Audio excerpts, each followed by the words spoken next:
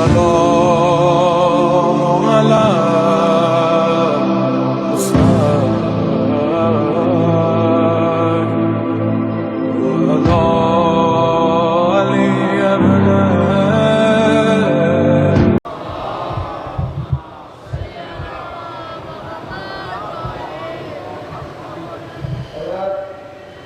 آج مجلس کے بعد تمہیں پیغمبر جناب علی اکبر علیہ السلام کے عالم اور قیمت اور خدا عمل ہوگے. آج بھی آپ کی میری درخواست ہے کہ مکمل ادب اور احترام سے اپنی تقریر میں محمد وعلی محمد صلی اللہ علیہ وسلم.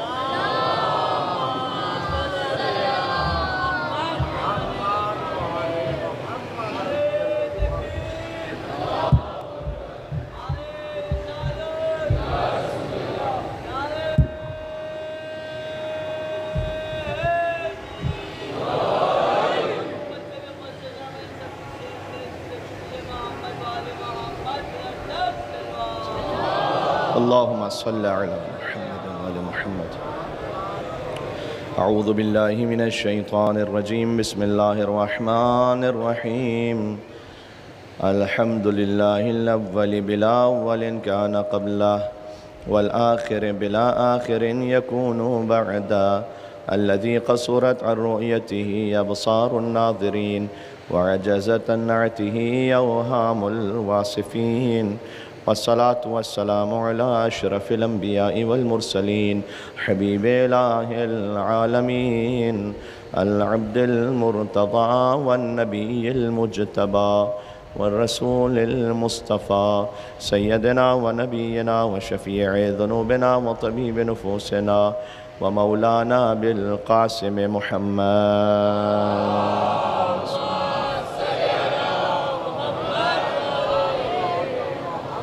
وعلى آله الطيبين الطاهرين المعصومين المظلومين المنتجبين المنتخبين الميامين سيما بقية الله في الأراضين الذين أعظم الله عنهم الرجس وطهرهم تطهيرا.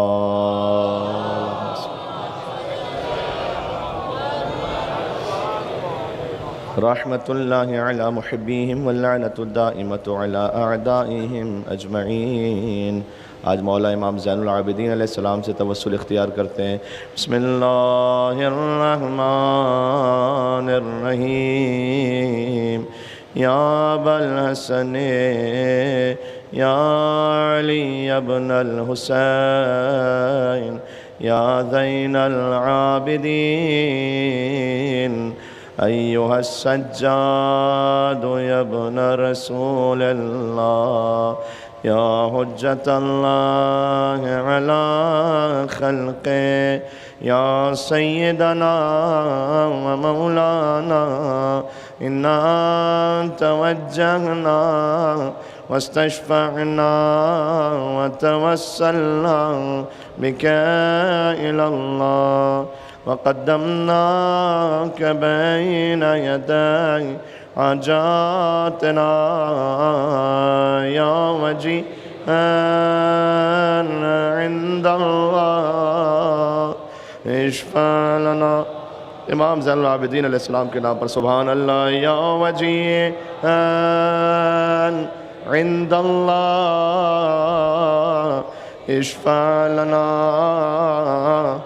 عند اللہ. مولا حسین کے سب سے بڑے عزادار امام زین العابدین علیہ السلام کے نام گرامی پر مل کے بلندتر صلوات بھیجتے محمد و آل محمد پر صلی اللہ علیہ وسلم.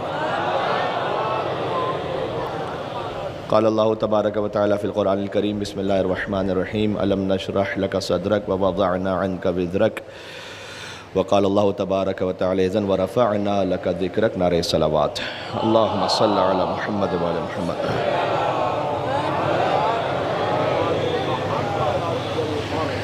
ذکر ان ائمہ علیہ السلام کا آپ کی خدمت میں ہوتا رہا کہ جن کے ذکر کو اللہ سبحانہ و تعالیٰ نے بلند فرمایا ہے.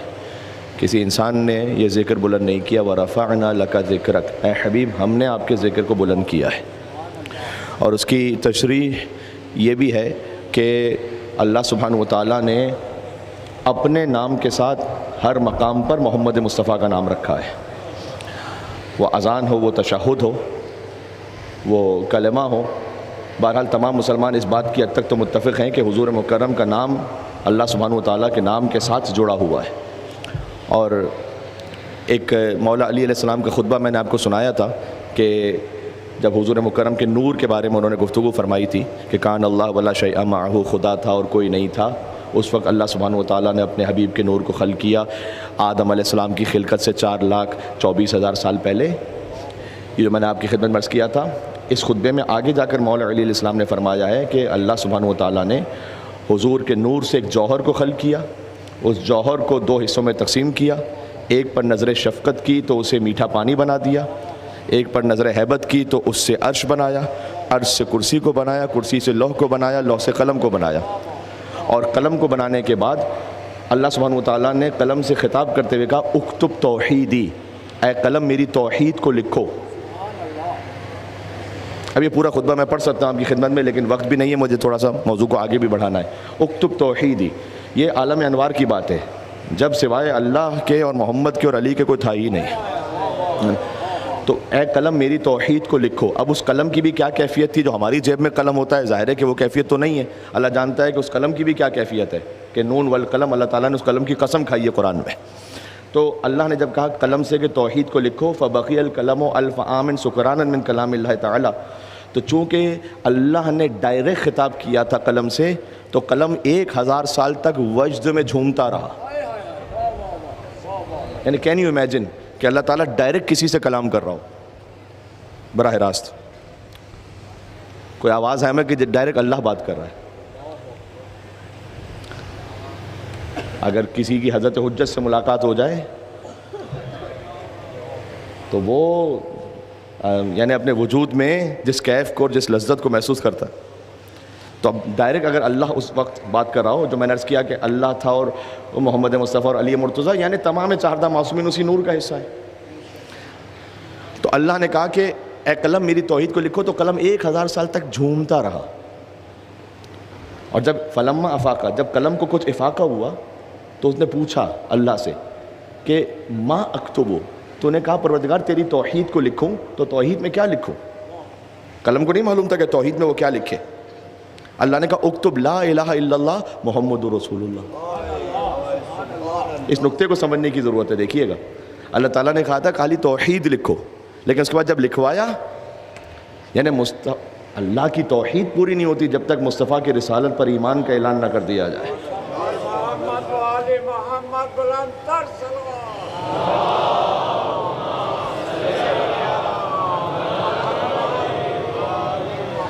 دیکھیں یا تو صلوات کی ایک چھٹی لے لیں، رخصت لے لیں، یا پھر صلوات ایسے بھیجیں کہ شاہی مدینہ کا جو حق ہے یہاں پر محمد علیہ السلام.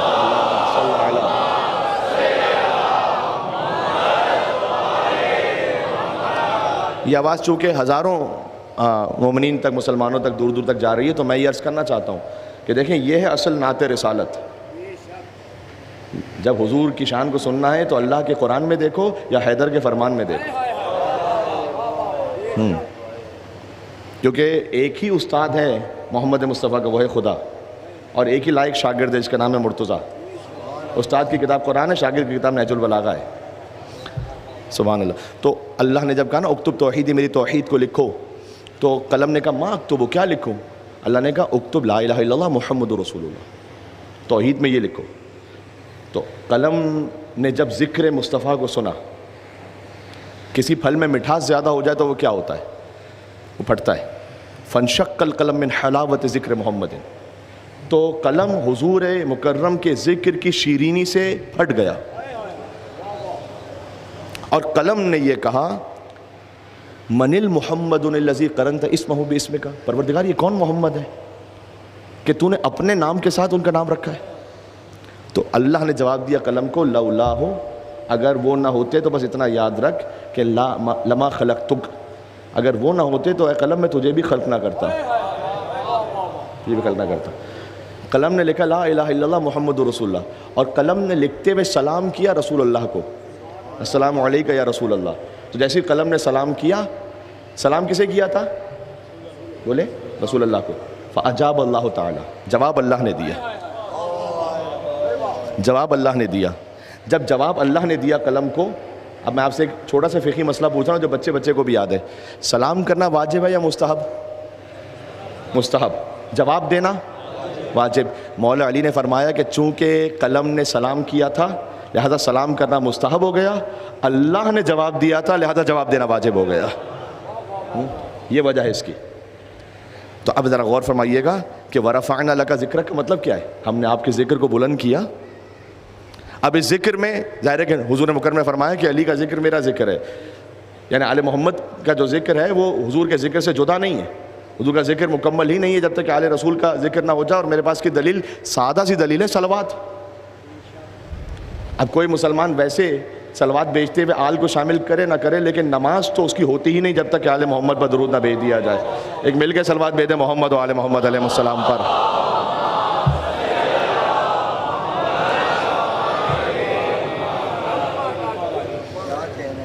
دیکھیں اب یہ فرق ہے آل محمد علیہ السلام میں اور باقی وہ ہستیاں جو تاریخ کی گزری ہیں, مجھے ان پہ کوئی تبصرہ نہیں کرنا, لیکن میں آپ سے ایک سوال کر رہا ہوں, مؤدبانہ سوال ہے.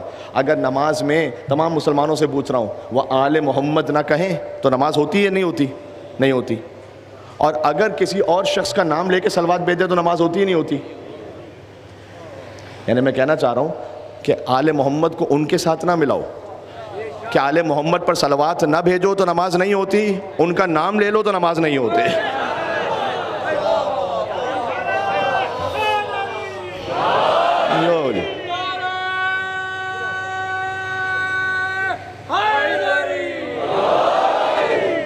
تو ورفعنا لک ذکر, ہم نے آپ کے ذکر کو بلند کیا, یعنی ہم نے آپ کے ذکر کو بلند کیا کا مطلب یہ ہے کہ آپ اور آپ کے خاندان کے ذکر کو بلند کیا. لہٰذا علامہ حلی سے مشہور و معروف جملہ ہے کہ آل محمد کے فضائل تاریخ میں دیکھیے تو دوستوں نے چھپائے تقیہ کی وجہ سے. تقیہ بڑا شدید تھا, اور تقیہ جہاں پر واجب ہے وہاں واجب ہے کرنا. تقیہ بزدلی نہیں ہے, تقیہ حکمت ہے. بعض لوگ تقیہ کو ایک نیگیٹو سینس میں یوز کرتے ہیں اور شاعری میں بھی تقیہ کو لکھتے ہیں کہ میں تقیہ وغیرہ نہیں کرتا. نہیں, امام نے فرمایا تقیہ تو دینی و دین و آبائی, تقیہ میرا دین ہے, میرا آبا و اجداد کا دین ہے. لا دین لمن لا تقیۃ لہ, اس کا کوئی دین ہی نہیں جس کے پاس تقیہ نہیں ہے. سمجھائیں, آپ ہر بات ہر جگہ نہیں بول سکتے. اتنا انسان کو صاحب عقل و شعور ہونا چاہیے کہ اسے کون سی بات کہاں پر کہنی ہے, کس بات کو کہاں پر نہیں کہنا ہے. تقیہ یہ ہے, دیکھیں تقیہ اسی روٹ ورڈ سے تقوی, تقوی اور تقیہ ایک ہی روٹ ورڈ سے. تقوی یعنی اپنے دین کو بچانا, تقیہ یعنی دیندار کو بچانا. اب آل محمد علیہ السلام کے فضائل ان کے چاہنے والوں نے تقیہ کی وجہ سے چھپائے. امام کا حکم تھا. اب آپ کے سامنے امام زین العابدین السلام کے, چونکہ کل میں نے بات تھوڑی سی شروع کی تھی تو اللہم صلی علی محمد و آل محمد, تو میں بات عرض کروں کہ خود آپ امام زین العابدین السلام کی اولادوں میں دیکھیے, حضرت زید شہید کی بعد میں اولادوں میں کہ کوفہ میں رہنے والے حجاج ابن یوسف کے زمانے میں حتیٰ وہ اپنے آپ کو ڈکلیئر نہیں کہہ نہیں سکتے تھے کہ میں پوتا ہوں زین العابدین کا. مشکی بن کر یعنی گھروں میں پانی پہنچاتے تھے مشق میں, اور اس طرح سے زندگی گزاری. حتیٰ یہ ہے کہ بعض بنی امیہ کے رشتے آئے ان کی بیٹی کے یہاں پر. اچھا, انہوں نے جن سے ازدواج کیا تھا ان کی زوجہ کو نہیں معلوم کہ یہ امام زین العابدین کے پوتے ہیں. اس تقیہ میں زندگی گزاری, اور چونکہ زوجہ کو نہیں معلوم تھا لہٰذا اسے بظاہر اچھا سا رشتہ لگا تو اس نے امام زین العابدین کے پوتے سے کہا کہ بظاہر تو اچھا رشتہ لگتا ہے تو ہم کر دیں رشتہ. تو تاریخ میں ملتا ہے کہ وہ حجرے میں گئے اور شدت سے گریہ کر کے دعا کی کہ پروردگار کیا آپ زین العابدین کی جو پوتی ہیں وہ بنی امیہ میں بھی آئی جائے گی, تو پروردگار تو ہمارے ایمان کی بھی حفاظت فرما اور تو کوئی اسباب فراہم فرما. بس یہ ان کی دعا ختم نہیں ہوئی تھی کہ ماں نے دفتن آگے کہا کہ جو ہماری بیٹی ایک حجرے میں تھی دفتن پتہ نہیں کیا ہوا, اس کی موت ہو گئی. آپ کیا سمجھتے ہیں امام زین العابدین السلام نے کن اور ان کی اولاد نے کن حالات میں زندگی گزاری ہے؟ تو اگر آپ یہ تصور کریں جو علامہ حلی نے بھی کہا اور علماء نے لکھا ہے کہ آل محمد علیہ السلام کے فضائل نام لینا مشکل تھا, فضائل چھوڑ دیں, کو آل محمد علیہ السلام کے چاہنے والوں نے تقیہ کی وجہ سے انہیں چھپانا پڑا. اگر دوستوں نے چھپائے تقیہ کی وجہ سے, دشمنوں نے چھپائے حسد کی وجہ سے, جیلسی تھی. اب یحسدون الناس علی ما آتاہم اللہ من الفضل, یہ سورہ نساء کی آیت ہے. اللہ تعالیٰ نے کہا ہے کہ ہم نے کچھ لوگوں کو جو فضائل عطا کیے ہیں نا ان سے انسانوں کو حسد ہوتا ہے. امام جعفر صادق نے فرمایا نحن المحسودون, ہم وہ ہیں جن سے حسد کرتے ہیں لوگ. علی کے خاندان سے جیلسی, اس کے تو اتنے واقعات ہیں کہ میں کیا یہاں سے آپ, ایک تو پورا موضوع ہے یہ. تو مولا علیہ السلام کے خاندان سے حسد رہا لوگوں کو.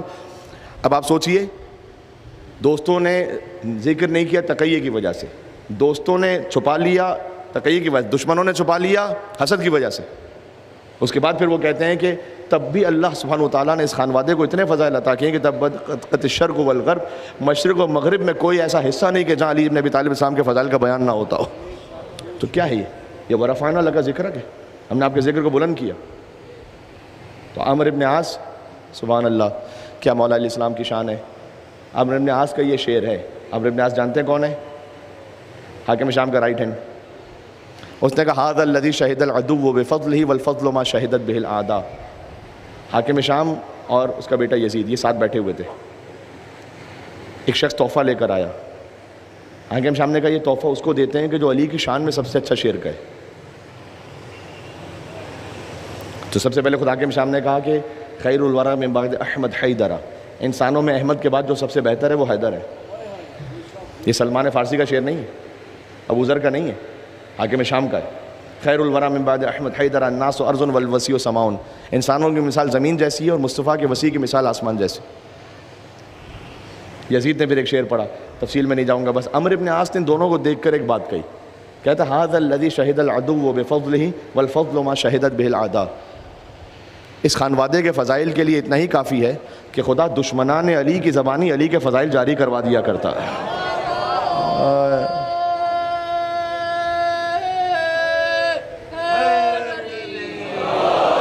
یو علی۔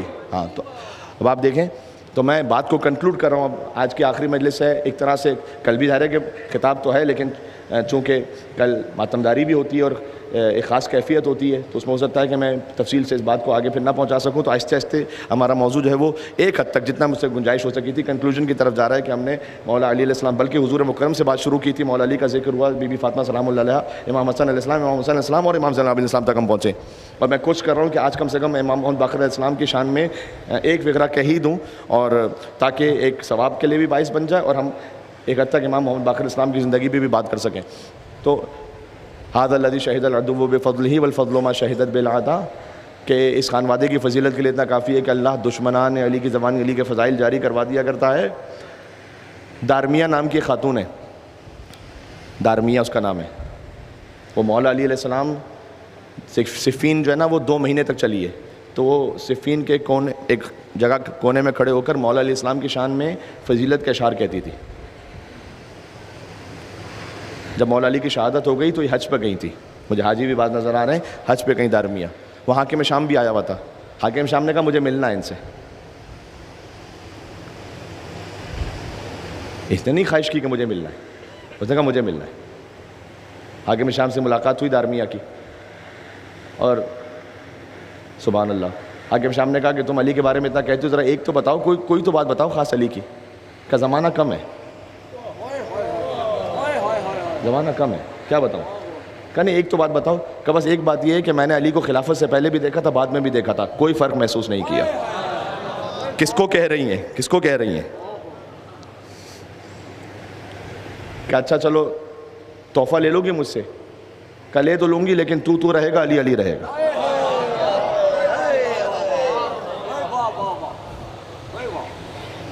اب اگر کوئی یہ سوچے کہ جناب کیسے تحفہ لے لیا، کیوں تحفہ لے لیا اس سے؟ جناب تو ہے ہی حق علی کا وہاں پر، اصل تو حق علی ابن ابی طالب اور اولاد علی کا ہے جو وہاں پر ہے۔ بات سمجھ میں آ رہی ہے؟ اپنا حق لے رہی ہے گویا۔ کا سرخ بالوں والے 100 اونٹ دیتا ہوں تجھے تحفے میں، سب سے قیمتی نسل عربوں میں اونٹ کی، کہ وہ دیتا ہوں تجھے، لے لیے۔ کہ اچھا طنز کرتے ہوئے پوچھا علی ہوتے تو کچھ دیتے؟ کہتے علی تو کچھ بھی نہ دیتے۔ اس نے پوچھا علی ہوتے تو کچھ تجھے دیتے؟ کہتے علی تو کچھ بھی نہیں دیتے۔ کہ دیکھ پھر تو میں بہتر ہو گیا نا علی سے۔ کہتے ہیں نا، اس لیے کہ علی کا جو بیت المال تھا وہ غریبوں کے لیے تھا، لوگوں کو خریدنے کے لیے نہیں تھا علی کا بیت المال۔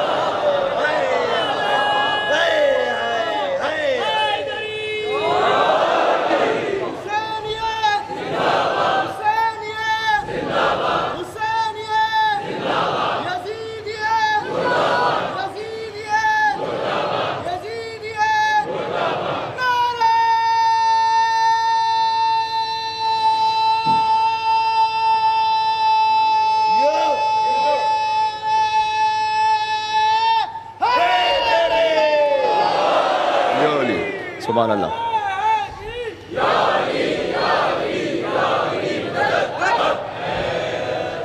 لہٰذا میرے مولا زین العابدین علیہ السلام کیا فرماتے ہیں اس خطبے میں جو دربار یزید میں دیا؟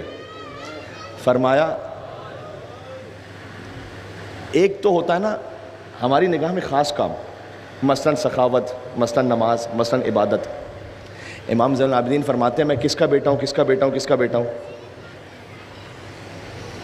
یزید نے اپنے آبا و اجداد کا تعارف کروایا تھا، فضائل پڑھوا رہا تھا. مولا نے کہا کہ میں بھی جاؤں ان لکڑیوں کے ڈھیر پر.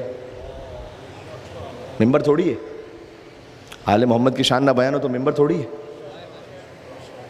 لکڑیوں کا ڈھیر ہے. آواد کا لفظ استعمال کیا امام نے، لکڑیوں کے ڈھیر پہ جاؤں میں بھی؟ کہ وہی لفظ ہے جو علی بن ابی طالب نے بھی جب ممبر خلافت پر آئے تھے نا تو کہا تھا کہ الحمدللہ علی احسانہ قد رجع الحق علی مکانہ، ہم پروردگار کے اس کے احسان پر کہ آج حق اپنے مقام پر واپس آ گیا. اس کے بعد ایک جوان نے کھڑے ہو کے کہا کہ علی یہاں کیسے بیٹھ گئے؟ کہا حاضر آباد. ان لکڑی کے ٹکڑوں کی حیثیت کیا ہے؟ یہ قدم دوش رسالت پر پہنچ کر بتوں کو توڑ چکے ہیں ذہن میں. تو کہا میں بھی جاؤں ان لکڑیوں کے ڈھیر پر. اس کے بعد امام نے جو خطبہ دیا ہے اعطینا ستا وفضلنا بسبع، اللہ نے ہمیں 6 فضائل وہ عطا کیے ہیں جو کسی خاندان میں نہیں ہیں. اعطینا العلم والحلم والسماحہ والفصاحہ والشجاعہ والمحبہ فی قلوب المؤمنین، اللہ نے ہمیں علم دیا ہے، حلم دیا ہے، سماحت یعنی سخاوت دی ہے، شجاعت دی ہے، فصاحت دی ہے، اور مومنوں کے دلوں میں ہماری محبت دی ہے. یہ جو 6 فضائل امام علیہ السلام نے بیان فرمایا نا، ان 6 میں سے 5 کا تعلق اہل بیت سے، 1 کا تعلق آپ سے. پھر سے سنیے گا، امام نے کہا کہ اللہ نے ہمیں علم دیا ہے، حلم دیا ہے، سخاوت یولی سخاوت دی ہے، یولی سخاوت، شجاعت، فصاحت، یہ سب اہل بیت کے بعد. پھر کہا والمحبہ فی قلوب المؤمنین، مومنوں کے دلوں میں ہماری محبت دی ہے، اس کا تعلق آپ سے. یعنی امام علیہ السلام کہنا چاہتے ہیں کہ تو ہمیں کتنا ہی زندان میں ڈال دے تو مومنوں کے دلوں سے ہماری محبت کو نہیں نکال سکتا. یہ تو ہم وجدان میں دیکھ رہے ہیں، اس کے لیے کسی دلیل لانے کی ضرورت نہیں ہے کہ مومنوں کے دلوں میں اللہ نے کیسے محبت رکھی اس خانوادے کے. اور میں آپ کو اس کی کتنی مثالیں دیں. مثلا ایک زمانہ تھا جب مومنین جاتے تھے، سامرہ کے حالات بھی بڑے سخت تھے، آپ جانتے ہیں زیارتوں پہ جاتے تھے. اچھا ویسے جانی اعتبار سے تو تھے ہی، لیکن خود لاجسٹکلی بھی کتنی دور بسیں اتارتی تھیں اور کتنا دور شدید گرمی میں چلنا پڑتا تھا. اور آپ کسی مومن کو کہیں کہ اچھا کریں ایسا کریں آپ نہ جائیں، اتنی زحمت اٹھا کے آپ جائیں گے، کیسے ہو سکتا ہے میں نہیں جاؤں؟ یعنی وہ کہ جو واقعی ایلیٹ کلاس سے بھی تعلق رکھتا ہو، جس کا وہ ملینر ہو، وہ بلینر ہو، کہ نہیں میں نے تو جانا ہے امام کی زیارت پہ. شاید اپنے سگے بھائی کو ملنے کے لیے اتنی زحمت اٹھا کے کوئی نہ جائے. جو مولا حسن عسکری کی زیارت کے لیے لوگ جاتے تھے، امام النقی کی زیارت کے لیے لوگ جاتے تھے، بچوں کو لے گئے. یہ کیا ہے؟ والمحبہ فی قلوب المؤمنین، اللہ نے مومنوں کے دلوں میں محبت رکھی ہے. تو امام نے فرمایا کہ اللہ نے ہمیں 6 فضائل عطا کی، اور پھر فرمایا وفضلنا بسبع، اور اللہ نے ہمیں 7 ہستیوں سے فضیلت عطا کی ہے ہمارے خاندان میں جو کسی اور خاندان میں نہیں ہے. من النبی المختار، امام زین العابدین فرما رہے ہیں نبی مختار ہم میں سے ہیں. ومن الصدیق، صدیق علی بن ابی طالب ہم میں سے ہیں، صدیق ہم میں سے ہیں. ومن سبط هذه الامہ، اس امت کے 2 نواسے حسن حسین ہم میں سے ہیں. ومن اسد اللہ واسد، امام زین العابدین کا خطبہ سنا رہا ہوں. اور اللہ کے شعر اور رسول اللہ کے شعر حضرت حمزہ ہم میں سے ہیں. ومن الطیار، جعفر طیار ہم میں سے ہیں. ومن مہدی و هذه الامہ، اس امت کے مہدی قائم امام زمانہ جل اللہ تعالیٰ فرجہ شریف وہ ہم میں سے ہیں. ایک مل کے صلوات بے نام ہے امام زمانہ علیہ السلام پر. بہت توجہ رکھیے گا، وہ ہم میں سے ہیں. اس کے بعد کہا من عرفنی فقط عرفنی، جو مجھے جانتا ہے وہ مجھے جانتا ہے، جو مجھے نہیں جانتا وہ پہچان لے. انا ابن مکہ و منا، انا ابن زمزم و صفا، مکہ کا بیٹا میں ہوں، منا کا بیٹا میں ہوں، زمزم کا بیٹا میں ہوں، صفا کا بیٹا میں ہوں. یعنی یہ ہماری ملکیت میں. اس کے بعد امام سبحان اللہ امام کہتے ہیں کہ انا ابن، میں درمیان سے سنا رہا ہوں، من تنا فتدل فکان قاب قوسین او ادنی، میں اس کا بیٹا ہوں کہ جو قریب ہوئے اور جھکے، اور ان کے اور اللہ کی مشیت اور قدرت اور جلالت اور ہیبت، کیا کہوں لفظ، ان کے درمیان 2 کمان اور اس کا فاصلہ رہ گیا، اس سے کم کا فاصلہ رہ گیا. اور امام علیہ السلام اس میں ایک بات کہی امام نے، دیکھیں یہ تو وہ چیزیں جو ہمیں سمجھ میں آ رہی ہیں. اس میں امام نے اتنی خوبصورت بات کی، انا ابن خیر من اتذرا، میں اس کا میں بہترین قمیص پہننے والے کا بیٹا ہوں. میں انا ابن خیر من تعالی، میں بہترین جوتے پہننے والے کا بیٹا ہوں. یعنی امام کہنا چاہ رہے ہیں کہ جو خاص کام ہے نا معراج وغیرہ، ان تک تو تمہاری رسائی ہے نہیں. یہ جو عام کام تم سمجھ رہے ہو نا، قمیص پہننا تو سب عام کام ہے نا، وہ سبھی پہنتے ہیں نا. جوتے پہننا عام کام ہے نا، سبھی پہنتے ہیں. کہا لیکن یہ جو عام کام تمہیں لگ رہا ہے نا، ان میں بھی ہم سے بڑھ کے کوئی نہیں ہے. بہترین نالین پہننے والے کا امام نے فرمایا بہترین جوتے پہننے والے کا بیٹا ہوں میں، بہترین لباس پہننے والے کا بیٹا ہوں. اللہ اکبر. اس لیے امیر المومنین کی زیارت میں آپ لطف محسوس کریں گے. السلام علیکم کاشف المحل و خاسف النعل. اس پر سلام جو مشکلات کو حل کر دیتا ہے، اور اس پر سلام جو جوتوں کا ٹانکنے والا ہے. یہ کیوں کہا جوتوں کا ٹانکنے والا؟ یا آپ اس کو معمولی نہ سمجھیں. ماجد بن احمد عطیہ ایک اہل سنت رائٹر ہیں، انہوں نے 158 صفوں کی پوری کتاب لکھی ہے مولا علی کے جوتوں کے ٹانکنے پر. مولا علی کے جوتوں پر 158 صفحے کی کتاب لکھی ہے. یہ معاملہ کیا ہے پتہ ہے؟ اس لیے کہ ہمارے پاس حدیث خاصف النعل ہے، جوتوں کو ٹانکنے والی حدیث موجود ہے. رسول اللہ نے فرمایا کہ میں تنزیل پر جنگ کروں گا اور میرے بعد کوئی تعویل پر جنگ کرے گا. تو ایک صاحب تھے، انہوں نے کھڑے ہو کے پوچھا کہ یا رسول اللہ آپ کے بعد تعویل پہ کون جنگ کرے گا؟ رسول نے جواب نہیں دیا. پھر کسی اور نے پوچھا، رسول نے جواب نہیں دیا. ایک مرتبہ جب ایک کے بعد حضور مکرم چاہتے تھے کہ اشتیاق پیدا ہو جائے، جب یہ بات بڑھی نا، حضور نے کہا میں نے تنزیل پر جنگ کی اور تعویل پر وہ جنگ کرے گا جو میری جوتیاں ٹانک رہا ہے. لوگوں نے باہر جا کے دیکھا تو رسول اللہ کی جوتی علی بن ابی طالب کے ہاتھ میں تھی، اور علی جوتیوں کو ٹانک رہے تھے، رسول اللہ کی جوتیوں کو ٹانک رہے تھے. تو یہ جوتیوں کو ٹانکنا، کیا آپ نے وہ جملہ نہیں سنا کہ جب امیر المومنین کے پاس خلافت کے آفر لے کر آئے تھے، دوسری خلافت بعد، تو مولا نے کیا کہا تھا کہ تمہاری دیوی خلافت کی حیثیت علی کی نگاہ میں اس پھٹی ہوئی جوتی سے زیادہ حقیر ہے.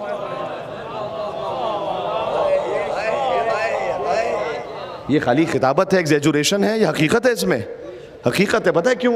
اس لیے کہ امیر المومنین کیا کہنا چاہتے تھے؟ مولا کہنا چاہتے تھے کہ دیکھو تو تم خلافت دے رہے ہو نا، اس پر باطل کے قدم آئے ہوئے ہیں، اس جوتی میں سوائے حق کے قدم کے کسی اور کا قدم نہیں آیا تھا.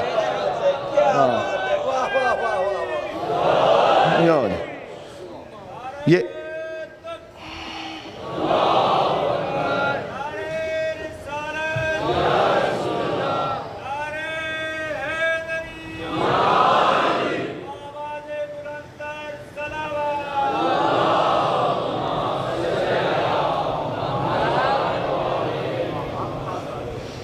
تو مولا علیہ السلام نے فرمایا کہ تمہاری دیوی خلافت کیسے علی کی نگاہ میں پھٹی ہوئی جوتی. تو امام زین العابدین کے خطبے میں کیا کہہ رہے ہیں؟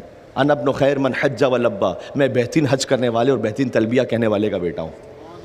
انا ابن خیر من طاف و سعی، میں بہترین طواف کرنے والے اور صحیح کرنے والے کا بیٹا ہوں. ہائے ہائے ہائے. امام کہتے گئے پھر ایک منزل آئی، کہا انا ابن محمد المصطفیٰ. اگر تم نہیں سمجھ سکے تو میں بتلاتا ہوں کہ میں محمد مصطفیٰ کا بیٹا ہوں. پھر فرمایا کہ انا ابن من ضرب خراتیم الخلق حتی قالوا لا الہ الا اللہ. سننا کہ میں اس کا بیٹا ہوں. اب علی مرتضیٰ کی بات ہو رہی ہے، نام نہیں لیا ابھی مولا نے. کہ میں اس کا بیٹا ہوں جس نے اپنی تلواروں کو تمہاری ناکوں پر مار مار کر تم سے لا الہ الا اللہ کو پڑھوایا تھا. کیا جلالت ہے.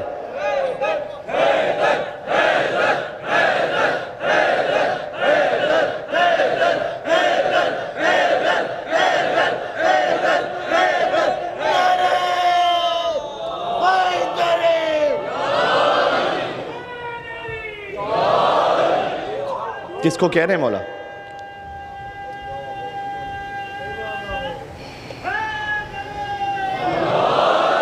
ذرا یہ تو تصور کرنا کہ کس کو کہہ رہے ہیں، کس کے دربار میں کہہ رہے ہیں.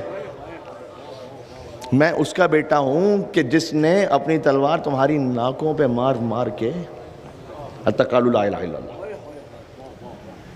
تم سے اس نے پڑھوائی توحید. انا ابن من، درمیان سے پڑھتا ہوں، ابھی پورا پڑھوں گا تو پھر پوری گفتگو چاہیے اور لمبی ایک. انا ابن من ہاجر ہجرتین، میں وہ جس نے 2 ہجرتیں کی، اس کا بیٹا ہوں جس نے 2 ہجرتیں کی ہیں. مثلا اس کی تشریح میں لکھا گیا ہے کہ ایک مکہ سے مدینہ کی، ایک مدینہ سے کوفہ کی. بایا بیعتین، جس نے 2 بیعتیں کی، اس کی بھی تفصیل ہے اپنی. مثلا ایک تفسیر یہ بھی ہے کہ ایک اللہ کی بیعت کی جس نے ایک رسول اللہ کی بیعت کی. میں اس کا بیٹا ہوں. اور میں اس کا بیٹا ہوں کہ جس نے ایک ہی نماز 2 قبلوں کی طرف رک کر کے پڑھی. آئے مسجد قبلتین آج تک موجود ہے نا. ہاں، رسول اللہ نے نماز پڑھی تھی اور بالکل اپوزٹ ڈائریکشن پر بیت المقدس سے حکم آ گیا. کیا آیت قرآن کی، فلا قد نرا تقلب وجهک فی السماء، ہم دیکھ رہے ہیں کہ آپ بار بار اپنا رخ آسمان کی طرف کرتے ہیں. بار بار رسول اللہ آسمان کی طرف دیکھتے تھے. فَلَنُوَلِّيَنَّكَ قِبْلَةً تَرْضَاهَا، اللہ نے تسلی دی، ان قریب ہم آپ کا رخ ایک ایسے قبلے کی طرف موڑیں گے جس سے آپ راضی ہو جائیں گے۔ شان مصطفیٰ سمجھنی ہے نا، ایسا سمجھو، ہم نماز پڑھتے ہیں اللہ راضی ہو جائے، قبلے کی طرف ہمارا رخ ہے اللہ راضی ہو جائے، اے اللہ کہہ رہا ہے اے مصطفیٰ ہم آپ کا رخ ایسے موڑیں گے آپ ہم سے راضی ہو جائیں، آپ راضی ہو جائیں ہم سے۔ ہاں اس کے بعد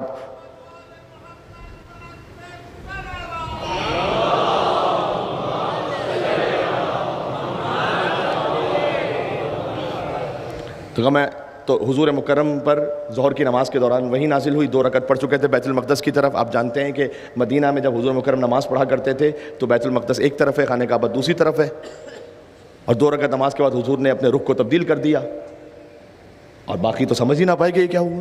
یعنی آپ تصور کریں کہ امام جماعت کے آپ پیچھے نماز پڑھیں، وہ اچانک اپنے رخ کو چینج کر کے آپ کی طرف رخ کر کے نماز پڑھنے لگے، تو اب کوئی عام انسان ہوگا تو ہم کہیں گے یعنی یہ جناب پتہ نہیں دماغی کیفیت کیا ہے۔ خیر بعض لوگوں تو رسول اللہ کے بارے میں یہ کہہ دیتے تو ہماری اس میں کیا ہے، کیا کہا جائے اس میں، لیکن فقط امیر المومنین علی بن ابی طالب علیہ السلام تھے جو بظاہر یہی کیفیت تھی کہ امیر المومنین، کیونکہ اس زمانے اس وقت میں خاص حالت میں یہ ممکن تھا اور یہ الاؤڈ تھا کہ امیر المومنین گئے رسول اللہ کے پیچھے، اور علی بن ابی طالب نے رسول اللہ کے پیچھے ایک ہی نماز، یا محمد نے 2 قبلوں کی طرف رک کر کے پڑھی ہے یا علی نے پڑھی ہے، بس مولود کعبہ ہے علی کہ میں اس کا بیٹا ہوں جس نے 2 قبل، اور پھر اب یہ سنیے گا، فرمایا انا ابن من، میں اس کا بیٹا ہوں، لم یشرک باللہ طرفۃ عین، میں 2 ہجرت کرنے والوں کا بیٹا ہوں، 2 بیعت کرنے والوں کا بیٹا ہوں، علی بن ابی طالب، میں اس کا بیٹا ہوں جس نے اپنی تلوار کو تمہاری ناکوں پہ مار کر لا الہ الا اللہ کو پڑھوایا ہے، میں 2 قبلوں کی طرف ایک نماز پڑھنے والے کا بیٹا ہوں، اور میں اس کا بیٹا ہوں لم یشرک باللہ طرفۃ عین، جس نے زندگی میں پلک جھپکنے کے برابر بھی شرک نہیں کیا تھا۔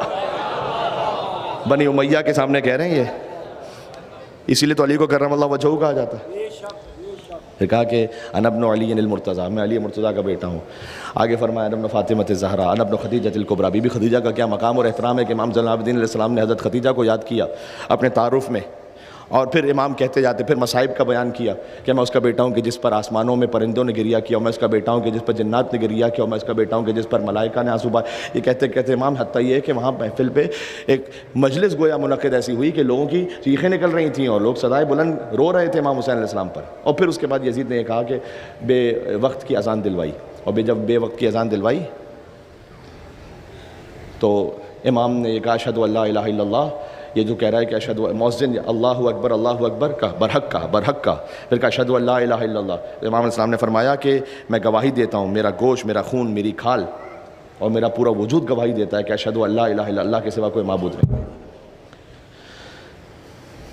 یہاں تک کہ پھر فرمایا اشہد ان محمد رسول اللہ، اور امام علیہ السلام نے اپنے دست ولایت سے اشارہ فرمایا، جرأت نہیں تھی مؤذن کی کہ آگے بڑھے، دست ولایت سے اشارہ فرمایا، اور پھر یزید سے مخاطب ہو کے کہا کہ یہ جن محمد کا نام اذان میں گواہی کے طور پر لیا جا رہا ہے، جدی ہم جدک، میرے جد ہیں یا تیرے جد ہیں، اور اگر تو کہتا ہے کہ تیرے جد ہیں تو فقط کذبت و کفرت، امام نے پورا استدلال پورا کر دیا وہاں پر، اگر کہتا ہے تیرے جد ہیں تو کذب کر رہا ہے، جھوٹ بول رہا ہے، کافر ہو رہا ہے، امام نے کہا، اور اگر میرے جد ہیں فلما قتلت اطرتا، تو پھر ان کی اطرت کو شہید کیوں کیا؟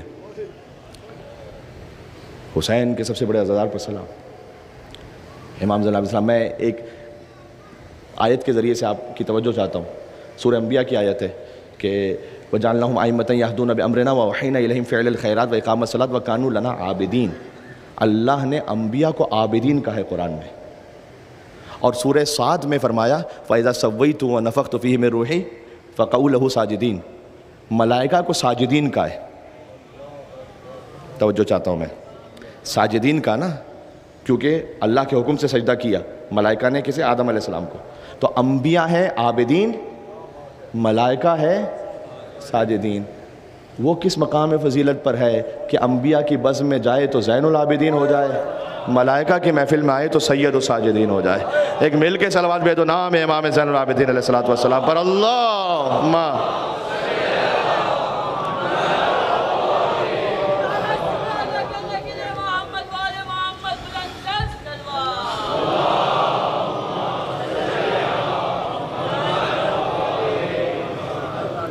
ہے میرے ساتھ آپ، وَلَمْ يُشْرِكْ بِاللَّهِ طَرْفَةَ عَيْنٍ، میں اس کا بیٹا ہوں جس کے خاندان نے پلک جھپکتے ہوئے بھی شرک نہیں کیا۔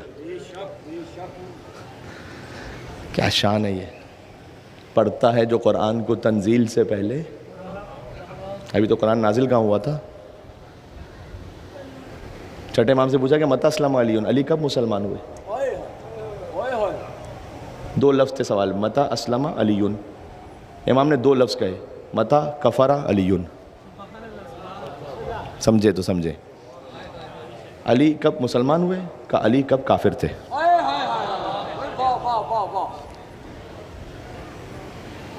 ابو طالب علیہ السلام کے لیے کہتے ہیں کلمہ نہیں پڑھا تھا، نکاح پڑھا تھا. نکاح تو پڑھا تھا. کلمہ پڑھنا مشکل ہے، نکاح پڑھنا مشکل ہے؟ کلمہ تو ہر ایک پڑھ لیتا ہے. کلمہ سیریمنی ان کی ہوتی ہے جو کبھی کافر رہ چکے ہو. تو ذرا غور فرمائیے، مولا پڑھتا ہے جو قرآن کو تنزیل سے پہلے. اس دہر میں وہ قاری قرآن علی ہے، اور مت پہلا مسلمان کہو میرے علی کو. مت پہلا مسلمان کہو میرے علی کو، پہلا نہیں پہلے سے مسلمان علی ہے.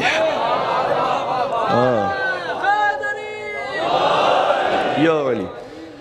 جی، امام محمد باقر علیہ السلام، امام زین العابدین علیہ السلام کا ازدواج ہوا امام حسن علیہ السلام کی بیٹی سے، فاطمہ بنت حسن. اور اس ازدواج کا ثمرہ تھا امام محمد باقر علیہ السلام، جن کی ولادت ہوئی یکم رجب المرجب. آپ محسوس کر رہے ہیں کہ میں بہت جلدی سے آگے بڑھ گیا، لیکن میں چاہتا ہوں کہ میں ایک منزل بڑھ جاؤں آگے. اور امام محمد باقر علیہ السلام کربلا میں موجود تھے، اس لیے کہ سن 57 ہجری میں امام کی ولادت ہوئی. امام کا لقب باقر العلوم، علوم کو شکافتہ کرنے والے. مدینۃ العلم رسول اللہ، باب العلم مولا علی، باقر العلم امام محمد باقر. جی، اور اس خاص وجہ سے جو امام کا ایک رشتہ ہے، میں نے آپ سے عرض کیا کہ کل ائمہ میں بھی وہ در یکدانہ ہے امام محمد باقر. ایک خاص صفت امام کی ہے، کل ائمہ میں بھی وہ در یکدانہ ہیں. ایک امام کے دادا ہیں، ایک امام آپ کے دادا ہیں تو ایک نانا ہے. اس لیے کہ امام محمد باقر کے نانا امام حسن ہیں، امام حسن کے نواسے ہیں امام محمد باقر، اور امام حسین کے پوتے ہیں امام محمد باقر. میں اگر کوئی جیومیٹری کے اسٹوڈنٹس یہاں بیٹھے ہوئے ہیں، میتھمیٹکس کے یا سائنسز کے اسٹوڈنٹس یہاں بیٹھے ہوئے ہیں، تو ان سے ایک توجہ چاہوں گا. دیکھیں، ہم نے امام کو کیا سمجھا ہوا ہے، اس کو بھی ذرا سا کانسیپٹ کو کلیئر ہونا چاہیے. ہم کیا سمجھتے ہیں امامت؟ یعنی مثال کے طور پر 2-3 ہزار نیوٹن جمع ہوں، 4-5 ہزار آئنسٹائن جمع ہوں، 6-7 ہزار آیت اللہ سیستانی جمع ہوں، یہ سب کا جو ملا کے علم ہو تو یہ امام کا علم بنے گا. ایسا ہے؟ نہیں، پھر ہم سمجھے نہیں. یہ نہیں ہے. امام نے کہا تمہاری حیثیت ہم سے ایسی ہے کہ جیسے تم زمین پہ کھڑے ہوئے آسمان پہ ستارے کو دیکھ رہے ہو. یہ نہیں سمجھیے گا کہ دنیا کے سارے، فرض کیجئے کہ فلاسفرز اور سائنٹسٹ اور سارے علماء اور مراجع اور یہ وہ سب جمع ہو جائیں اور سب میں ملٹیپلائی کر دیں 2-3 ہزار سے 4 ہزار 5 ہزار 10 لاکھ. یہ امام یہاں تک ہے. تو تہران یونیورسٹی کے ایک پروفیسر تھے جیومیٹری کے، آقا حسن زادہ امولی کہتے ہیں کہ چونکہ وہ تھوڑے سے ملحد ہو چکے تھے، وہ پروفیسر ہوتا ہے جب انسان زیادہ پڑھ لیتا ہے تو کبھی کبھار ایتھسٹ بن جاتا ہے، ایتھزم کی طرف چلا جاتا ہے. تو کہتا ہے کہ میں نے ان سے ایک دفعہ جا کے یہ کہا، خدا کی خوشنودی کی خاطر، وہ یوں کہتے ہیں، خود کہتے ہیں کہ میں چاہتا تھا کہ میری خود نمائی نہ ہو، میں اللہ کی خوشنودی کی خاطر اسے ہدایت ملے. میں نے اس سے کہا کہ آپ جیومیٹری کے پروفیسر ہیں، تو ایک ان کے سامنے میں نے جیومیٹری کی ڈائیگرام بنائی جس میں 2 ٹرائنگل، اسفیریکل فیکٹر جس کو کہتے ہیں، 2 ٹرائنگل ایک دوسرے کو میٹ کر رہے، کراس کر رہے. اور میں نے ان سے کہا یہ جو ڈائیگرام آپ دیکھ رہے ہیں، اس ایک ڈائیگرام سے آپ کتنی ایکویجنز ڈرائیو کر سکتے ہیں جیومیٹری کی، کتنے نتیجے لے سکتے ہیں سادہ الفاظ میں. انہوں نے کہا کہ شاید 10 نتیجے اس سے حاصل ہو جائیں گے اس ایک ڈائیگرام سے. انہوں نے کہا کہ آقا زادہ امولی نے کہ اگر 10 نتیجوں میں فرض کیجئے کہ کوئی 20 ایکویجنز بنا لے اس سے تو کیا بڑی بات ہے، بہت بڑا ماہر ہوگا. تو کہا اگر کوئی 200 بنا لے تو، کہا نہیں یہ کیسی بات کر رہے ہیں آپ، 200 تو ناممکن ہے. کہا اگر کوئی 2000 بنا لے تو، کہا یہ کیسی پاگل پانی والی بات، آپ ہو ہی نہیں سکتا. 2000 کون بنا سکتا ہے؟ ایک ڈائیگرام سے 2000 ایکویجنز اور نتیجے کون ڈرائیو کر سکتا ہے؟ تو کہتے ہیں کہ میں نے ان کو بتایا کہ خواجہ نصیر الدین توسی گزرے، ہمارے بہت بڑے گریٹ عالم، ان کی کتاب کشف القناع عربک میں، اس ایک عالم نے اس ایک ڈائیگرام سے جیومیٹری میں انقلاب برپا کرتے ہوئے 4,96,600 نتیجے نکالے ہیں، نیئر 500,000، 5 لاکھ کے قریب. بڑے تعجب میں آ گئے اب سننے کی بات یہ ہے.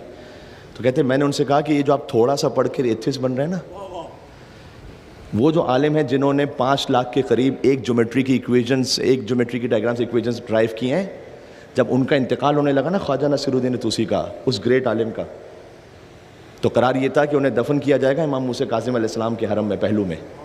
تو کہتے ہیں کہ مجھے ایسے نہیں لے جانا, میں لائق نہیں ہوں, میرے کفن پر سورہ کہف کی آیت لکھوانا کہ وَكَلْبُهُمْ بَاسِطٌ ذِرَاعَيْهِ بِالْوَسِيدِ, ایک کتا ہے جو اس بارگاہ میں ہاتھ پھیلائے بیٹھا ہوا ہے.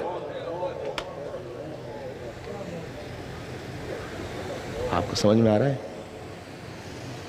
جب ایک عام انسان میں صلاحیت ہے کہ ایک تصویر سے یہ 5 لاکھ نتیجے نکال لے. باقر علوم کا مطلب کیا ہے؟ انبیاء کے علوم کو شکافتہ کر دینے والا, انبیاء کے علوم کو پھیلا دینے والا. اور میں یہاں پر اپنے جوان ساتھیوں سے, میرے لیے بھی میسیج ہے, آپ کے لیے بھی انشاءاللہ, ایک مشہور دعا ہے جو سب کو یاد ہے, جو سورہ طٰہٰ میں قُلْ رَبِّ زِدْنِی عِلْمًا, رسول اللہ سے اللہ نے کہا کہ آپ کہیے کہ میرے علم میں اضافہ فرما. جو میرے علم میں اضافہ فرما اس کا سرسری ترجمہ ہے, سلیس ترجمہ ہے, لیکن اصل اس کی گہرائی کچھ اور ہے. قُلْ رَبِّ زِدْنِی عِلْمًا کا مطلب کیا ہے؟ رب زدنی علما. اللہ تعالیٰ نے یہ نہیں کہا قُلْ رَبِّ زِدْ عِلْمِی, رب زد علمی نہیں کہا, رب زدنی علما. رب زد علمی, میرا علم بڑھا دے. رب زدنی علما, علم کے ذریعے سے مجھے بڑھا دے. کچھ لوگوں کے پاس علم زیادہ ہوتا ہے, روح بڑی نہیں ہوتی.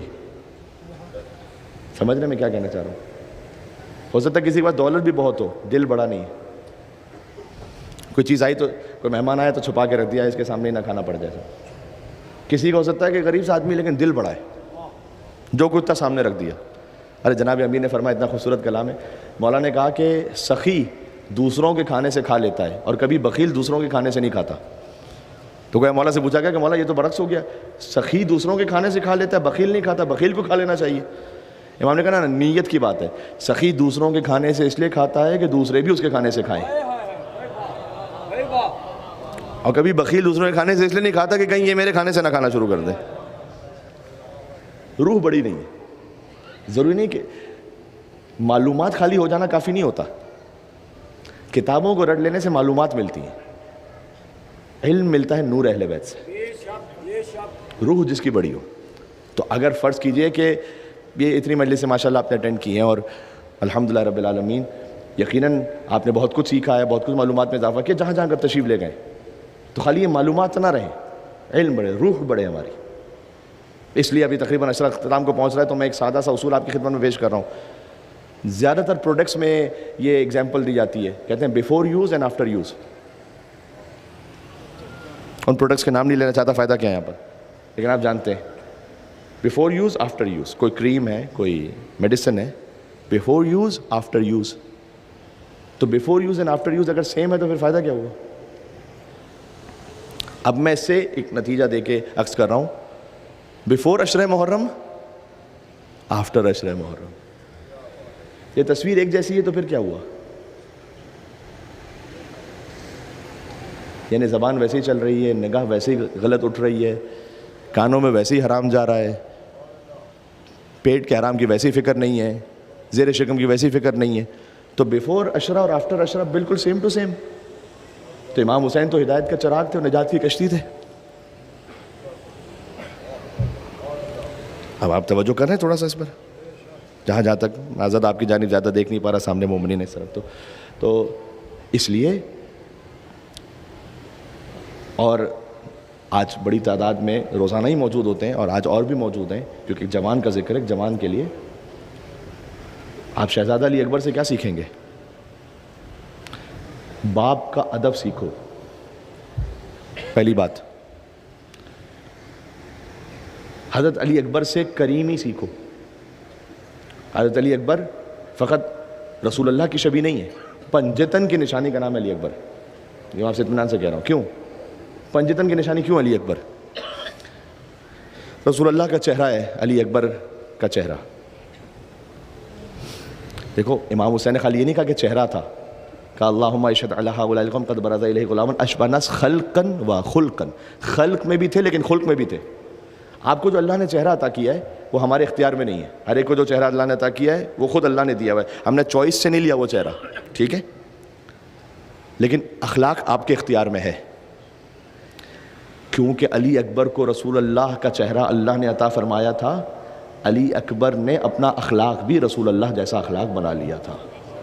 انک لعلی خلق عظیم, حضور مکرم کا اخلاق عظیم ترین. تو علی اکبر فقط چہرے میں نہیں ہے رسول جیسے. اس لیے انیس رحمۃ اللہ علیہ نے کہا کہ آفاق میں وہ ثانی سلطان عرب تھا. توجہ کیجیے گا, آفاق یعنی پوری کائنات میں ایک ہے جو رسول جیسا ہے چہرے میں, بالکل رسول جیسا ہے. آفاق میں وہ ثانی سلطان عرب تھا. میں ٹھہر کے اس لیے کہہ رہا ہوں تاکہ آپ اس کو وجود میں اپنے اتار سکیں. آفاق میں وہ ثانی سلطان عرب تھا, ایک مہر نبوت ہی نہ تھی اور تو سب تھا.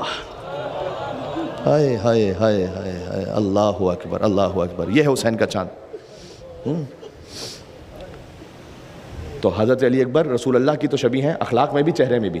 نام ہے اپنے دادا علی کا, حسین کے بیٹے ہیں. مولا حسن کی کریمی پہنچی حضرت علی اکبر تک. تاریخ میں لکھا ہوا تھا حضرت علی اکبر علیہ السلام اپنے گھر پہ چراغ روشن کرتے تھے. ابھی میں مہمان نوازی کی بات کر رہا, چراغ روشن کرتے تھے تاکہ یہ علامت ہوتی تھی کہ جو بھی مدینہ میں گزرنے والا ہے وہ دیکھے تو اس روشنی کو دیکھ کر آ جائے کہ دسترخوان لگا ہوا علی اکبر کا. اس لیے کریم آل محمد کہتے ہیں امام حسن کو, اور کریم آل حسین کہتے ہیں شہزادہ علی اکبر کو. لقب ہے حضرت علی اکبر کا. آل حسین کی سب سے کریم ہستی علی اکبر ہے. دسترخوان امام حسن کی شباہت حضرت علی اکبر تک پہنچی ہے.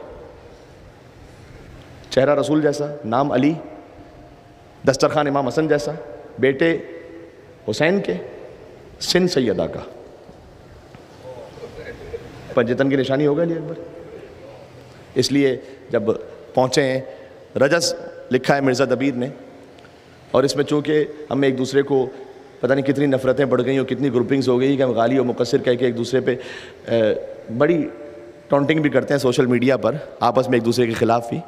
غیر کہ ہم سے وہ نمٹیں گے, ہم ایک دوسرے سے نمٹ رہے ہوتے ہیں. اور محرم میں بھی ہمیں جین حضرت علی اکبر علیہ السلام کا رجس لکھا ہے کہ انہوں نے, مرزا دبیر نے, کہتے ہیں بلا تشبیہ. اب شدید گرمی ہے کربلا میں, تصور کیجئے گا, اس شدید ترین دھوپ میں شہزادہ علی اکبر علیہ السلام دشمن کے لشکر کے سامنے آئے.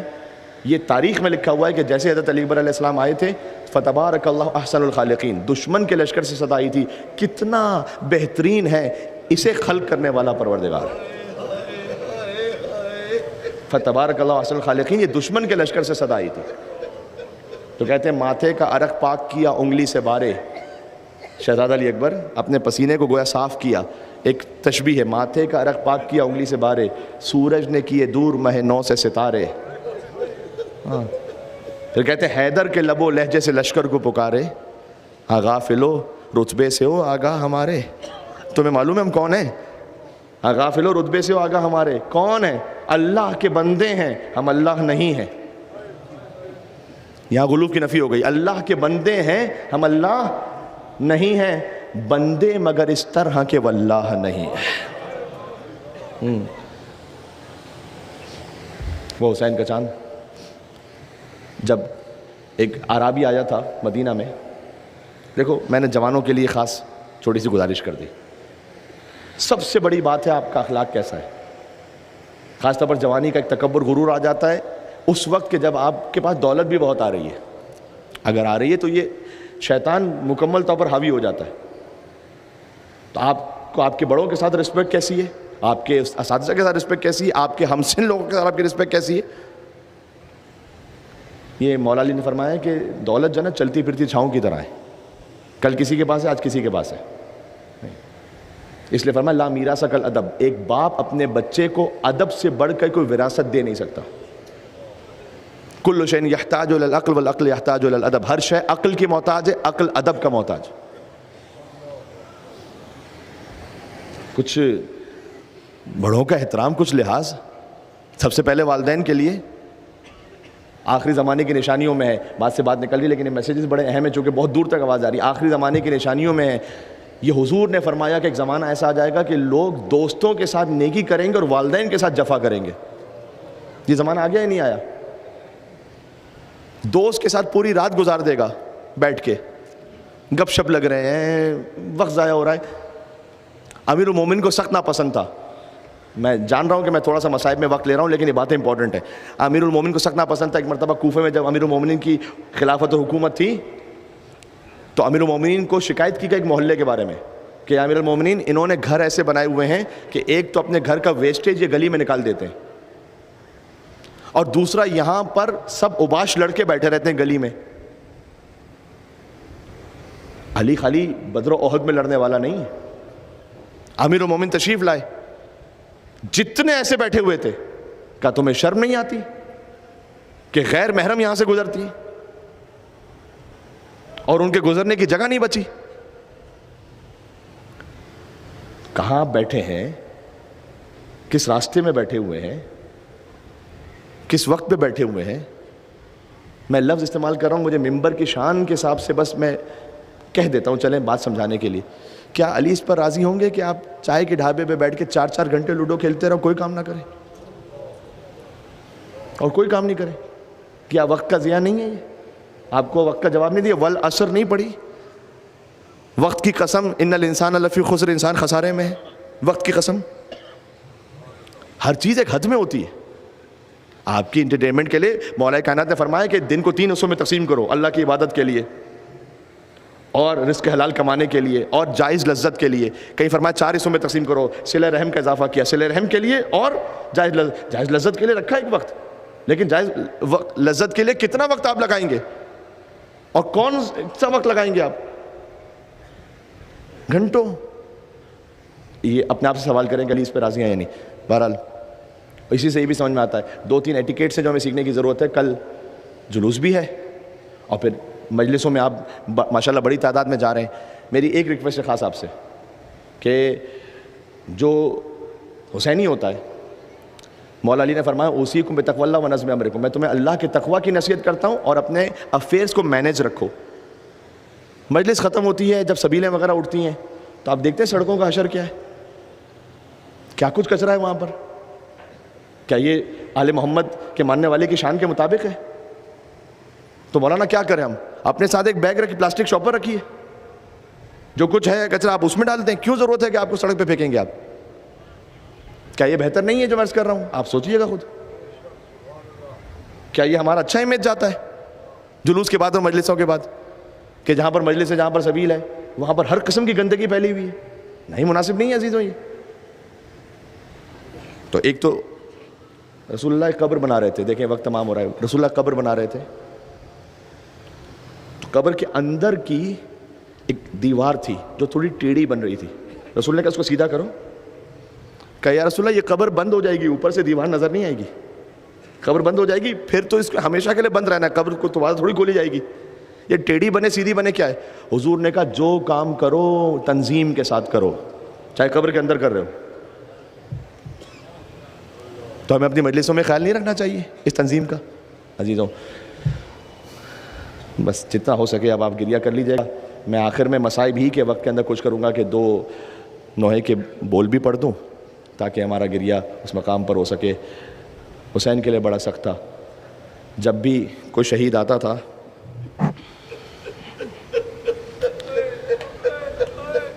حسین کچھ دیر کے لیے روکتے تھے اسے، لیکن کیا قربانی ہے علی اکبر کی۔ استأذن اباہ فأذن لہ، ابھی بیٹے نے اجازت مانگی، فأذن لہ، فوراً اجازت دی، کہا جاؤ، لیکن اپنی داڑھی کو تھاما حسین نے اور کہا اللہم اشہد علی ہؤلاء القوم، پروردگار تو گواہ رہنا کہ اب وہ جا رہا ہے کہ جو صورت و سیرت میں تیرے نبی کے مشابہ تھا، جب میں تیرے نبی کو دیکھنا چاہتا تھا تو اپنے علی اکبر کو دیکھ لیتا تھا۔ شہزادہ علی اکبر پر جوان رونے کے لیے آئے ہیں نا بڑی تعداد میں، آج بی بی ام لیلہ تشریف لائی ہیں اپنے اکبر کا پرسہ لینے کے لیے۔ عزیزوں یہ وہ لاشا ہے کہ جیسے حسین کے لیے اٹھانا بھی بڑا سخت تھا۔ کہ بیٹا لیکن جاؤ اپنی ماں سے اجازت لے کر آ جاؤ۔ گویا اب کہتے ہیں علماء کہ مثلا اگر بی بی ام لیلہ سے اجازت لے کر شہزادہ علی اکبر آئے کہ نہیں بیٹا اس ماں سے نہیں جس نے 18 برس تک پالا تھا۔ شہزادی زینب کی خدمت میں پہنچے، ادب احترام سے بیٹھ گئے، کہ ابو میں ایک سوال کرنا چاہتا ہوں کہ آپ کا مقام زیادہ بلند ہے یا دادی فاطمہ زہرا کا مقام زیادہ بلند ہے؟ کہ بیٹا اکبر یہ کیسا سوال کر لیا، زینب کسی بھی مقام کی ہیں لیکن کہاں سیدۃ النساء العالمین۔ کہ پھر آج اپنے لال کو فاطمہ کے لال پر قربان کر دو۔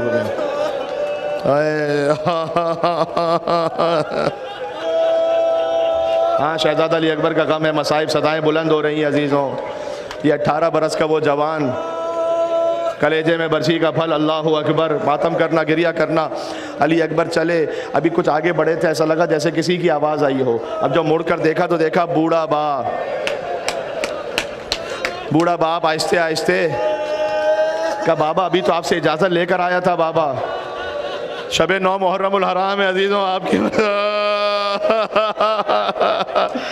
کہا آپ اجازت لے کر آیا تھا. کہا بیٹا تیرا کچھ تجھ جیسا جوان بیٹا نہیں ہے نا بیٹا، لیکن جب تک ممکن ہو سکے تو اپنے چہرے کو موڑ کر مجھے دکھلاتے رہنا، میں تمہیں دیکھتا رہوں. ایک مرتبہ اکبر گئے، پہلے حملے میں شدید حملہ کیا، کہتے ہیں 200 یزیدیوں کو واصل جہنم کیا. واپس پلٹے. کہا بابا آپ نے میری جنگ دیکھی؟ کہا بیٹا ایسا لگا جیسے حیدر کرار لڑ رہے ہو، جیسے جعفر طیار لڑ رہے ہو. کہ بابا لاتش و قد قتلنی، پیاس نے بہت مار دیا ہے بابا. خدا کسی بوڑھے باپ پر یہ وقت نہ لائے کہ جوان بیٹا پانی مانگ رہا ہو اور حسین کے پاس ایک قطرہ آب نہ ہو. اپنی زبان حسین نے علی اکبر کے منہ میں دی. اکبر پیچھے آ کے کہتے بابا آپ تو مجھ سے بھی زیادہ پیاسے ہو بابا. کہ جاؤ بیٹا، نانا رسول اللہ تمہیں سیراب فرمائیں گے. یعنی حسین کہنا چاہتے تھے اب نہیں پلٹنا، جاؤ نانا کے پاس. علی اکبر پھر سے پلٹے، بے پناہ جنگ کی. عمر سعد نے کہا یہ ہاشمی شیر ہے، اسے گھیر کر مارو. اگر اکیلے ایک ایک کر کے جاؤ گے تو یہ سارے لشکر کو ختم کر دے گا. ہر طرف سے شہزادہ علی اکبر پر حملہ شروع ہوا. بیان کیا جاتا ہے کہ حسین ابن نمیر نے دور سے علی اکبر کے کلیجے کا نشانہ لیا. جن مصائب کو سننے کے لیے آئے ہو، ایک مرتبہ دور سے پرچھی لگی، وہ دستہ کھینچنا چاہتا تھا، دستہ باہر آ گیا، برچھی کا ٹوٹا ہوا پھل کلیجے میں رہ گیا. اکبر زمین پر گرے. حسین کا چاند علی اکبر، فرمایا بابا علیکہ منی السلام، میرا آخری سلام قبول کرو بابا.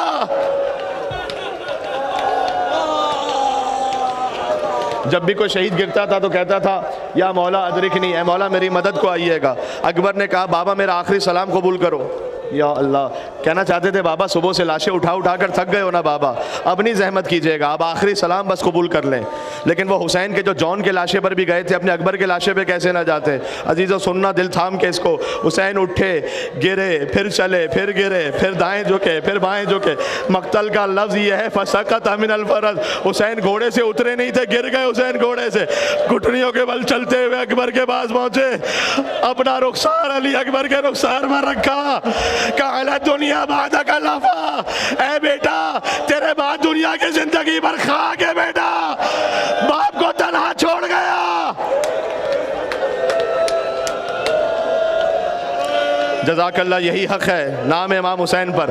دیکھو آج تو مجھے وہ روایت پڑھنے دو. چھٹے امام کے سامنے مصائب ہو رہے تھے. ابو بصیر سے کہا رو کیوں نہیں رہا؟ کہ مولا میں رو رہا ہوں رومال تر ہے. کہ ایسے رو کہ جیسے غریب ماں اپنی اولاد.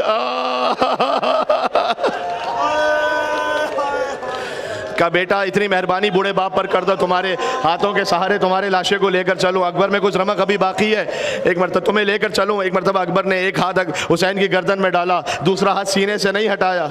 کہ بیٹا یہ دوسرا ہاتھ بھی میری گردن میں ڈال دے. کہ بابا اس عمر میں آپ کو صدمہ دینا نہیں چاہتا بابا. کہ میں صابر حسین ہوں، ہاتھ ہٹا. اب جو ہاتھ ہٹا، برچھی کا ٹوٹا ہوا پھل نظر آیا. حسین نے اکبر کو زمین پر لٹایا، برچھی کے پھل میں ہاتھ کو رکھا، نجف کا رخ کیا کہ یا علی.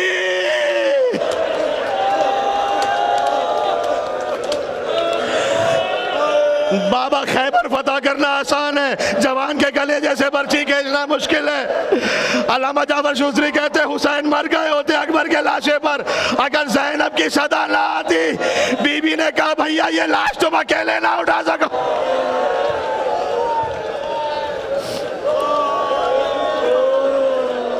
کہتی تھی ماں خون بری میت سے لپٹ کر، ہائے ہائے علی اکبر. اللہ اکبر، کیا قیامت کا گریہ ہے عزیزو. میں نے مولانا ڈاکٹر کلب صادق صاحب سے اسی ممبر پر سنا ہے، اکبر کا لاشا جب گیا خیمے میں، ام لیلا کبھی خیمے کے ایک طرف ٹکراتی تھی، کبھی دوسری طرف گرتی تھی، کہتی تھی بی بیو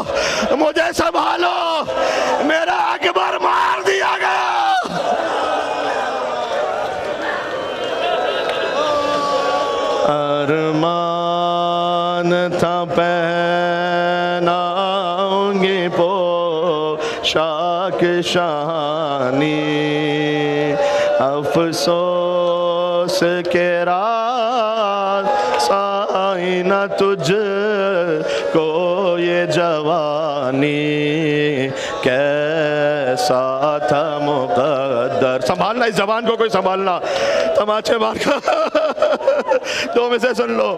تم ہچکیاں لے کے جو دم توڑ رہے ہو، موما سے ہمیشہ کے لیے موڑ رہے ہو، کیوں روٹھے ہو دل بر. آخری شعر. آئیں جو ہمیں لوٹنے خیموں میں ستمگر،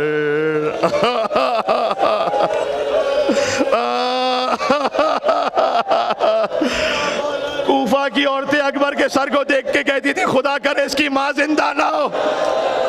جو ہماری نگاہ میں چاند کا ٹکڑا ہے وہ ماں کی نگاہ میں کیا ہوگا.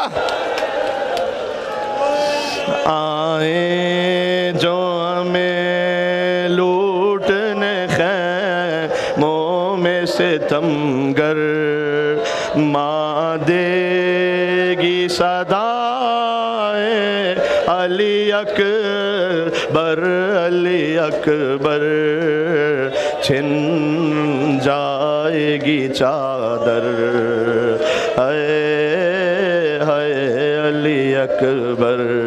کہتی تھی یہ ماں خوبری میت سے، ہائے حسین ہائے حسین یا حسین یا، ہائے حسین کشتش، ہائے حسین.